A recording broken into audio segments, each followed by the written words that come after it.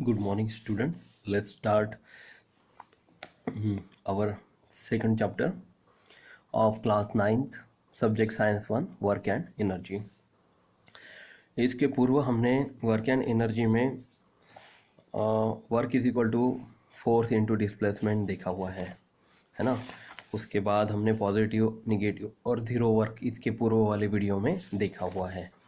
आज हम लोग इसके आधार पर पॉजिटिव, निगेटिव और ज़ीरो वर्क के आधार पर कुछ एग्जांपल्स मैंने आप लोग को सॉल्व करने के लिए भी बोले थे, है ना। आप लोगों ने लिख लिए होंगे। आज हम लोग इसके बाद वाले आने वाला जो पार्ट है, भाग है, वो एनर्जी, इसके ऊपर डिस्कस करेंगे, एनर्जी के बारे में जानकारी प्राप्त करेंगे। तो students, you know what is mean by energy. Energy is nothing but the capacity of a body to perform work is called its energy.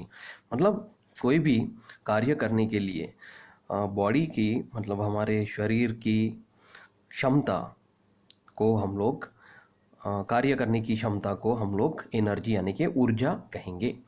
Energy, what does it happens, मतलब energy यानी क्या है। इसमें कुछ उदाहरण बताया गया बेटा, जैसे कि इसको हम लोग जादू नहीं मान सकते कि किसी पौधे को अंधेरे में रख दें तो वो मुरझा जाएगा, है ना। If a pot having a plant is kept in the dark the plant languishes, तो मुरझा जाएगा। सेकंड, यदि हम लोग टीवी या फिर म्यूज़िक सिस्टम का वॉल्यूम धीरे से बढ़ा देंगे, अचानक से बढ़ा देंगे, तो उससे क्या होगा कि हमारा जो घर है, घर की जो वस्तुएं हैं वो वाइब्रेट होने लगेंगी, है ना। तो क्या इसको भी हम लोग जादू मानेंगे? नहीं। विज्ञान में ये जादू, ये शब्द को कोई भी महत्व नहीं है। कोई ना कोई इसके ऊपर एक कार्य होता है, कोई ना कोई एक कारण होता है जिसके आधार पर ही ये सब चीज़ें इस तरह से बर्ताव करती है। जैसे कि थर्ड पॉइंट यहाँ पे दिया है बेटा, collecting sunlight on a paper with the help of convex lens burn the paper. जैसे कि किसी पेपर पे उत्तल लेंस रखने के बाद यदि उसके ऊपर सूर्य प्रकाश अगर आता है कंटिन्यूसली, तो वो पेपर को जला सकता है। तो यहाँ पे एनर्जी की परिभाषा आपको बताई गई है कि energy is nothing but the capacity of a body to perform work. मतलब हम लोग energy is capacity to doing work भी बोल सकते हैं। तो क्या हम लोग वर्क और एनर्जी दोनों एक जैसी चीज़ें हैं, ये नहीं बोल सकते? जी हाँ, बिल्कुल, हम लोग ये वर्क और एनर्जी दोनों एक ही चीज़ें हैं, ये भी बोल सकते हैं। The unit of work and energy are the same. इसमें यह भी बोला गया है कि जो भी हमने यूनिट देखा है वर्क का, है ना, इसके पूर्व पीरियड क्लास में हमने वर्क का, कार्य का ऐसा यूनिट देखा है जूल, और सीजीएस यूनिट देखा है अर्ग, है ना। ये देखा है हम लोगों ने। द ऐसा unit of work is joule and CGS unit of work is अर्ग, दिस इज कॉल्ड एन अर्ग। Work done in a 10 centimetre, जिसको हम लोग अर्ग कहेंगे। तो सेम यूनिट ऐसा है में हम लोग एनर्जी का ऐसा यूनिट जूल कहेंगे और सीजीएस यूनिट जो है अर्ग कहेंगे। You have learn that energy exist in various form, like जैसे देखिए बेटा, यहाँ पे बहुत सारे एनर्जी के प्रकार बताए गए हैं, है ना। ये प्रकार आपको भी पता होने चाहिए। एनर्जी यानी कि ऊर्जा कौन कौन सी होती है, तो mechanical energy, heat energy, light energy, sound energy, electromagnetic energy, chemical energy, nuclear energy and solar energy are the types of energies. तो in this chapter we are going to study two forms of mechanical energy. इस पाठ में हम लोग सिर्फ दो प्रकार के मैकेनिकल एनर्जी के दो प्रकार देखने वाले हैं। वो है बेटा पोटेंशियल एनर्जी और काइनेटिक एनर्जी। तो काइनेटिक एनर्जी को इन थोड़ा सा ब्रीफली एक्सप्लेन करके मैं बताता हूँ आप लोग को। जैसे आपको पता है कि जैसे कोई एक वस्तु अपने आप मूव नहीं होती जब तक इसके ऊपर बल लगाया नहीं जाता, है ना। तो जैसे कि कोई बॉलर क्रिकेट खेलते समय बॉलिंग कर रहा है और वो डायरेक्टली स्टंप के ऊपर स्ट्राइक करेगा, है ना। तो लगाई गई ऊर्जा जो है उसको हम लोग काइनेटिक एनर्जी कहेंगे। ये भी ऊर्जा का ही एक प्रकार है। The striker hit a coin on a carrom board, carrom board पर लगाया गया स्ट्राइकर से निशाना दूसरी गोटी को छिद्र में भेज देता है। वो भी कैरम बोर्ड का स्ट्राइकर के द्वारा हो रहा है। ये भी एक काइनेटिक एनर्जी है। One marble strike another in a game of marbles, जैसे कि बचपन में आप लोगों ने गोटियाँ खेली होंगी बेटा, जिसको हम लोग कंचे बोलते हैं, है ना। तो वो एक दूसरे को निशाना लगा के, एक पहले गोटी को निशाना लगा के वो दूसरी गोटी को सामने धकेलने में आपकी मदद करता है। तो ये सब प्रकार हैं काइनेटिक एनर्जी के। अब देखिए, काइनेटिक एनर्जी में हम लोग एक एक्सप्रेशन कैलकुलेट करने वाले हैं। एक्सप्रेशन फॉर काइनेटिक एनर्जी आपको ये कैलकुलेट करना है। काइनेटिक एनर्जी में हमको आखिरी में जो एक्सप्रेशन मिल रहा है वो है बेटा फॉर्मूला काइनेटिक एनर्जी का। ये है kinetic energy equal to half mv²। ये हम लोग कैसे कैलकुलेट करेंगे ये मैं आपको समझा के बताता हूँ। सो स्टूडेंट्स, आपके सामने एक्सप्रेशन फॉर काइनेटिक एनर्जी लिखा हुआ है, जहाँ पे हम लोगों ने kinetic energy equal to work done show किया हुआ है। तो kinetic energy is equal to work done आपको पता है, जिसको हम लोग W से डिफाइन करते हैं। W is equal to F into s, ये फॉर्मूला हमने इसके पहले देखा हुआ है। तो इसको काइनेटिक एनर्जी को हम लोग F इंटू एस भी बोल सकते हैं। तो एक्सप्रेशन फॉर काइनेटिक एनर्जी में जैसे कि आपको एक उदाहरण दिया गया है, suppose stationary object of mass m moves with applied force, मतलब कोई एक बल लगाने के बाद एक जो रुका हुआ पिंड अपने आप बल लगाने पर चलने लगा, उसका मास जो है वो m था और उसकी इनिशियल वेलोसिटी u है। जैसे कि हमने इसके पूर्व भी देखा है कि इनिशियल वेलोसिटी u होती है, फाइनल वेलोसिटी v होंगी, एक्सेलरेशन a होगा, टाइम t होगा इसके, और उसने जो अंतर पार किया है उसको हम लोग डिस्प्लेसमेंट यानी कि s ये अंतर द्वारा उसको बताएंगे। तो work done on an object हम लोग यहाँ पे क्या कैलकुलेट करेंगे बेटा, W इज इक्वल टू, जैसे आप लोग को अभी तक के पता है कि हम लोग जो फॉर्मूला यूज करते हैं W is equal to F into s. Then according to, देखिए हमने इसके पहले न्यूटन्स के फर्स्ट लॉ, सेकंड लॉ और थर्ड लॉ दिखा है। तो हम लोग सबसे पहले यहाँ पे according to Newton second law of motion का यूज़ करेंगे। आपको पता है बेटा, जैसे कि इसके पूर्व हम लोग force is equal to m into A लिख लेंगे कि क्योंकि इसका उपयोग हम लोग Newton second law of motion में करने वाले हैं, है ना। तो यहाँ पे हमारे पास न्यूटन का सेकंड लॉ ऑफ मोशन आपको पता है, s is equal to u t plus half into A t square है। जैसे कि हमने इसके पहले थोड़ी देर पहले मैंने आपको यहाँ पे बताया कि इनिशियल वेलोसिटी स्टेशनरी ऑब्जेक्ट की कितनी हम लोग होगी, 0 होगी। तो यदि हम लोग u की वैल्यू यहाँ पे 0 रखते हैं तो 0 इंटू टी क्या हो जाएगा, 0 plus half into A T square. इस तरह से आप लोग को एक इक्वेशन यहाँ पे मिल रहा है। यदि 0 और हाफ ए टी स्क्वायर को जोड़ा जाए तो s इज इक्वल टू आपका इक्वेशन मिल जाएगा बेटा half into A T square. ठीक है, अभी ये जो s है ये वैल्यू हम लोग यदि इस इक्वेशन में पुट करें, है ना, so putting the value of s in equation number 1 and f is equal to m into a in equation number 1, हमारे पास w is equal to क्या इक्वेशन मिलेगा, w is equal to f की value हम लोग को लेनी है बेटा m into a, और इंटू साइन देकर हम लोग को s की वैल्यू भी लिखनी है यहाँ पे हाफ इंटू ए ई स्क्वेयर, है ना। जैसे कि आप लोग को यहाँ पे पता है कि यदि मैं m इंटू करता हूँ तो यहाँ पे सामने का इक्वेशन हम लोग कैलकुलेट करेंगे। हाफ यदि हम लोग यहाँ पे कैलकुलेट कॉमन निकाल लेते हैं, m भी बाहर निकाल लेते हैं और a को मल्टीप्लाई करके a इंटू टी स्क्वायर इस तरह से लिख लेते हैं। तो ये इक्वेशन में कोई ज़्यादा बदलाव नहीं किया है मैंने।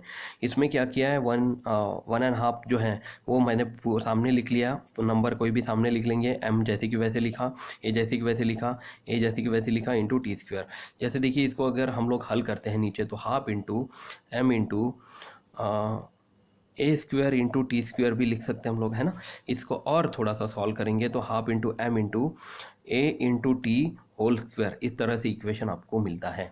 मतलब ए स्क्वायर और इंटू टी स्क्वायर को ब्रैकेट के अंदर डालकर हम लोग ये जो स्क्वायर चिन्ह है वो बाहर लगा सकें, ए टी होल स्क्वायर भी लिख सकते हैं। तो इस तरह से आपको एक इक्वेशन आपको यहाँ पे W is equal to half into M into A T square मिला हुआ है।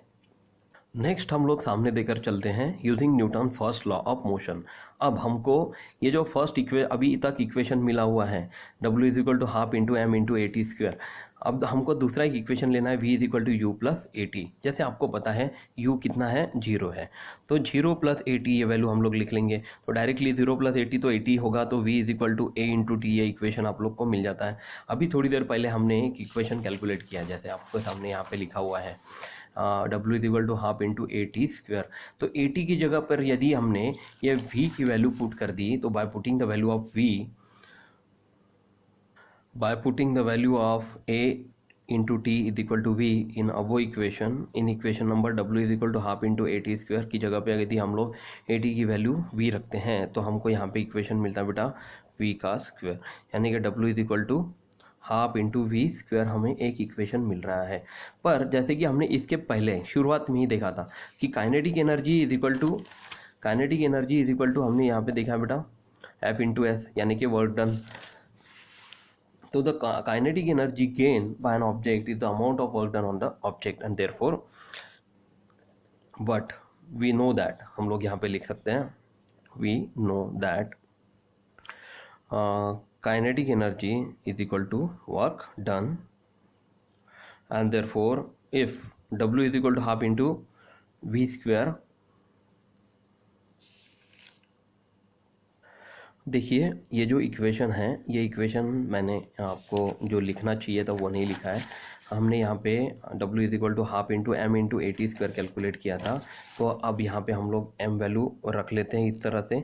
तो एक equation half into M into A square हो गया, तो यहाँ पे हम लोग को एक इक्वेशन मिलेगा हाफ इंटू एम इंटू ए टी की जगह पे हमने v लिख लिया है, तो v स्क्वायर। मतलब हम लोग को काइनेटिक एनर्जी का जो सबसे इम्पोर्टेंट फार्मूला होता है वो मिला हुआ है। देयरफॉर हम लोग यहाँ पे डायरेक्टली लिख सकते हैं कि kinetic energy is equal to W, and therefore kinetic energy is equal to half into M into we square. ये फार्मूला हमें हमेशा के लिए याद रखना है कि हमें इस फार्मूले से जो चीज़ मिली है उसको हमने कैलकुलेट किया। एक बार और मैं आपको स्टार्टिंग से समझा के बताता हूँ। शुरुआत में हमने expression for kinetic energy start किया था। Kinetic energy is equal to work done है, kinetic energy force into displacement. जैसे कि हमको इसको फोर्स इनटू डिस्प्लेसमेंट ये वर्क डन है, तो हम लोग work is equal to force into displacement इस तरह से लिख सकते हैं। इसका नाम लिखा हमने इक्वेशन नंबर 1। यहाँ पे u इज इक्वल टू 0 है। According to Newton second law of motion, force is equal to mass into acceleration है, and therefore s is equal to ut plus half A T square. ये Newton का second law of motion हमने इसके पहले पूर्व देखा है। s is equal to u, यदि 0 होता है तो u इंटू टी भी 0 हो जाएगा, therefore s is equal to 0 plus half into A T square, and therefore s is equal to आपको 0 plus half A T square, half A T square मिल रहा है। अब देखिए बेटा, जैसे कि हमने s की वैल्यू यहाँ पे जो है s की और f की वैल्यू ये इक्वेशन में पुट करनी है हम लोग को, है ना, s की और f की। तो ये दोनों इक्वेशन में पुट करने के बाद हमको इक्वेशन मिल रहा है therefore W is equal to m into A into half into A T square. जैसे कि हम लोगों ने क्या किया, ए नंबर सामने ले लिया, m को भी जहाँ के वहाँ पे रखा, इंटू ए इंटू टी स्क्वायर, इस तरह से हमने कैलकुलेट किया। Therefore W is equal to half into M into A square into T square, इस तरह से लिखा। ए और टी को एक साथ लिखकर ब्रैकेट क्लोज करके हमने स्क्वायर का फॉर्म दे दिया हमको, and therefore W is equal to half into A T square, ऐसा हमको इक्वेशन मिला हुआ था। अब इसके बाद हमने यहाँ पे using Newton first law of motion v is equal to you plus A T ये इक्वेशन लिया है, परंतु हमको पता है u इज इक्वल टू 0 है, तो 0 प्लस ए टी यानी v इज इक्वल टू क्या मिला हम लोग को, a into T. By putting the value of A T is equal to v in equation कौन सा था हमारा, W is equal to half into M into A T whole square, and therefore W is equal to half into M into क्या आएगा, v square, half mv square. But we know that kinetic energy is nothing but the work done, and therefore kinetic energy यदि work done है तो kinetic energy में हम लोग को work जो कैलकुलेट किया हमने उसका फार्मूला यहाँ पे रखना है। इससे हम लोग को एक आखिरी में एक इम्पोर्टेंट फार्मूला मिल रहा है, kinetic energy is equal to half into M into we square. तो ये फार्मूले से हमने एक इक्वेशन यहाँ पे कैलकुलेट, एक एग्जाम्पल हमने यहाँ पे लिया बेटा, जैसे कि stone having a mass of 250 gram is falling from a height. मतलब एक स्टोन है, ये एक पत्थर है, वो एक ऊंचाई से 250 ग्राम का ऊंचाई से गिर रहा है। How much kinetic energy does it have at the moment when its velocity is 2 meter per second. मतलब जो चीज़ें इसमें दी गई है वो हम लोग को गिवन में लिखनी है। इसकी काइनेटिक एनर्जी क्या होगी ये हमको कैलकुलेट करनी है जब इसकी वेलोसिटी होती है 2 meter per second. 2 meter per second से ऊपर से नीचे गिरा है ये 250 ग्राम का कोई एक पत्थर। तो m is equal to 0.25 kg में इसको हमको कन्वर्ट करना है, और 250 ग्राम जो था मीटर मास जो था मास वो किलोग्राम में हमने कन्वर्ट कर लिया है। वेलोसिटी जो है वो 2 मीटर पर सेकंड दी गई है, वो वैसी की वैसी रखनी है। ये ग्राम को हमको केजी में कन्वर्ट करना ही पड़ेगा। अगर ग्राम लेंगे तो हमारा आंसर गलत हो जाएगा। Therefore kinetic energy is equal to half into M V square. ये हमारा एक फार्मूला है। इसमें हम लोग वैल्यू पुट करेंगे। हाफ की जगह पे 1/2 यहाँ पे लिखेंगे इंटू 0.25। मास की वैल्यू क्या होगी, एम की जगह पे 0.25 इंटू वेलोसिटी है 2 स्क्वायर, एंड देयरफॉर आपको इसको कैलकुलेट करने के बाद आपका आंसर मिलेगा बेटा 0.5 जूल। ये एग्जांपल जो है वो मैं आपको एक पीडीएफ फाइल में आपको भेजूंगा। वैसे के वैसे आपको पक्की कॉपी में लिखना है। के बाद हमारे सामने आता है पोटेंशियल एनर्जी। पोटेंशियल एनर्जी यानी कि the energy stored in an object because of its specific state or position is called its potential energy। मतलब पोटेंशियल एनर्जी वह होती है जिसमें हम लोग कुछ एनर्जी स्टोर करके रखते हैं, है ना। ऐसे स्टोर करने वाली एनर्जी के उदाहरण आपको पता है बेटा। जैसे यहाँ पे 3 उदाहरण बताए गए हैं। An arrow is release from a stretch बो, मतलब धनुष से किसी बाण को छोड़ना। धनुष को बाण पर मतलब रस्सी पर टाइट करके, धनुष को पकड़ के बाण को टाइट करके एकदम से अचानक से एनर्जी स्टोर है, और जैसे ही हम लोग उसको छोड़ेंगे तो वो एरो सामने तक जाकर रुकेगा, है ना। किसी को भी स्ट्राइक भी कर सकता है। तो ये होगी बेटा potential energy. Water kept at a high flow through a pipe into a tap below, a compressed spring is release. मतलब जैसे कि हम लोगों ये जो पेन है इसमें एक स्प्रिंग होती है ना। इसको जैसे ही प्रेस करते हैं हम लोग वैसे ही वो एनर्जी रिलीज करती है। जैसे कि कोई बंदर जो खेलने वाला जिसमें चाबी वाला बंदर है, चाबी भर के रखेंगे और जैसे ही चाबी भरकर छोड़ दिए तो वो बंदर अपने आप जो एनर्जी स्टोर की गई थी हमने पहले से उसके अंदर, वो एनर्जी स्टोर की हुई एनर्जी धीरे धीरे लुप्त करना चालू कर देता है और वो अपने आप बजना मतलब हिलना चालू हो जाता है। तो इसको हम लोग एक पोटेंशियल एनर्जी का एक उदाहरण बोल सकते हैं बेटा। तो the energy store in an object because of its specific state और पोजीशन। किसी भी स्टेट में पोजीशन में हम किसी पिंड के अंदर जब कोई एनर्जी स्टोर करते हैं उसको हम लोग पोटेंशियल एनर्जी कहेंगे। Hold chalk at a height of 5 centimetre from the floor and release it. मतलब कोई भी एक चॉक हमने ऊपर में रखा है और एकदम से उसको छोड़ दिया, तो वो एक उदाहरण है पोटेंशियल एनर्जी का। Now stand up straight and then release the chalk is there a difference in the result of 2 activities. और जैसे कि मान लीजिए कि हम लोग खड़े होकर वो स्ट्रेट खड़े होकर उसको रिलीज़ करते हैं, तो एक दूसरा उदाहरण है। तो ये दोनों उदाहरणों में थोड़ा सा अंतर हम लोग को देखने में मिलेगा। दोनों की वेलोसिटी अलग अलग होने की वजह से वो एक समान गति से एक समान दिशा में नहीं पड़ेगा या फिर उसको लगने वाला समय ज़्यादा भी हो सकता है। एक्सप्रेशन फॉर पोटेंशियल एनर्जी हम लोग देखते हैं। तो carry an object of mass m to a height h above the earth surface, a force equal to mg। मतलब कोई भी m द्रव्यमान के ऑब्जेक्ट को किसी हाइट मतलब ऊपर से यदि छोड़ा जाए अर्थ सरफेस पर, अबो अर्थ सरफेस पर छोड़ा जाए, a force equal to mass into gravity has to be use against the direction of the gravitational force. मतलब कोई भी पिंड को हम लोग ऊपर की दिशा में नहीं नीचे की दिशा में छोड़ रहे हैं तो उसके अपोजिट मतलब डायरेक्शन ग्रेविटेशनल फोर्स की दिशा में वो कार्य करेगा। तो वो छोड़ने की जो क्रिया होगी ऑब्जेक्ट को, उसको जो लगने वाला फोर्स है बेटा वो होगा m into G. Force is equal to mass into gravity यहाँ पे आपको बताई गई है। The amount of work done can be calculated as follow. देखिए यहाँ पे डिस्प्लेसमेंट यानी s, हम लोग नीचे से बाएं से दाईं ओर या फिर दाईं ओर से बाईं ओर नहीं चल रहे हैं। यहाँ पे डिस्प्लेसमेंट हम लोग s नहीं ले सकते। ऊपर से फेंकी गई चीज़ को हम लोग को नीचे आने के लिए रुकना है। तो डिस्प्लेसमेंट यानी कि उसका अंतर, ऊपर से नीचे तक का अंतर हम लोग हाइट h से डिफाइन करेंगे हम लोग। लगने वाला बल जो है फोर्स, इसमें ग्रेविटेशनल फोर्स आ रहा है इसलिए हमने एक्सेलरेशन यानी कि त्वरण यहाँ पे नहीं लिया। Mass into force is equal to mass into displacement, F is equal to M A हम लोग बोलते हैं। यहाँ पे एम ए ना लेते हुए एम जी हमने लिया हुआ है ग्रेविटेशनल फोर्स के लिए। तो W is equal to force into displacement, W is equal to mass M into G into H. ये फार्मूला हम लोग को यहाँ पे मिला हुआ है जिसको हमने कैलकुलेट करने के बाद W is equal to M into G into H, इस तरह से एक फार्मूला हमको यहाँ पे मिलता है। ये भी फार्मूला आपको हमेशा के लिए याद रखना है। ये फार्मूला भी हमारे परीक्षा में बहुत ज़्यादा काम आने वाला एक फार्मूला है जिसको हम लोग potential energy, the amount of potential energy stored in the object because of its displacement is nothing but the work done. ये भी potential energy भी क्या है, एक तरह का work done है. तो potential energy का फार्मूला हमको आखिरी में यहाँ पे मिल रहा है, potential energy is equal to m into g into h, and therefore work done is equal to potential energy, and therefore displacement to height h cause energy equal to the mgs to be stored in the object. मतलब जो ऊपर से हम लोग एक height से कभी किसी पिंड को छोड़ेंगे तो उसके अंदर एक कार्य हो रहा है, कार्य बल इसके अंदर हम लोगों ने स्टोर करके रखा था, वो नथिंग बट क्या था वो बेटा, वो था अपना पोटेंशियल एनर्जी. तो यहाँ पे इसके आधार पर एक उदाहरण दिया गया है, एग्जाम्पल दिया गया है, वो भी आप लोग को अपनी पक्की कॉपी में लिख कर रखना है बेटा. 500 kg water is store in the overhead tank. 500 kg जो पानी है वो हम लोगों ने एक टैंक में भर के रखा है, जिसकी हाइट की बिल्डिंग की हाइट जो है वो 10 मीटर है. Calculate the amount of potential energy store in the water.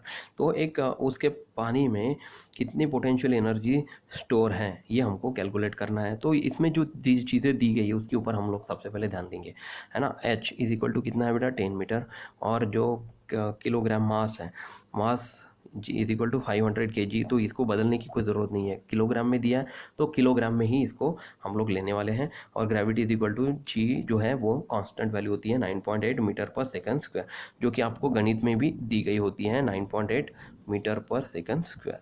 तो ये दो ही चीज़ें आपको इंपॉर्टेंट है लिखनी. जी तो आपको गणित में पहले से दी गई होंगी.